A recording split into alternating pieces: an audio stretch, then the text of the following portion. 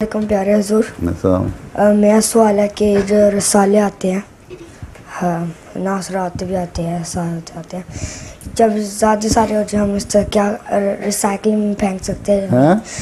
ज़्यादा सारे आ जाए हम रिसाइकलिंग में फेंक सकते हैं नहीं? हाँ, तो मुझे बाहर सड़कों पे फेंकने के ना, उसमें तस्वीरें भी होती हैं, उसमें आयतें भी होती हैं, बहुत सारी चीज़ें होती हैं, रिसाइकलिंग में डाल सकते हो।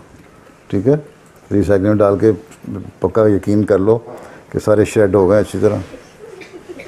रिसाइकलिंग के बिन में नहीं डालने, एक श्रेडर बने होते हैं बाज़ जगहों पे, उनमें डाल के पहले श्रेड करो या उनको जला दो बंद करके, हैं ठीक है, और वो वेस्ट में डाल दो या तुम श्रेड कर दो। जो रिसाइकलिंग के तुम्हारे बिन पड़े होते हैं ना, उनमें तो और भी गंदबला हो जाता है।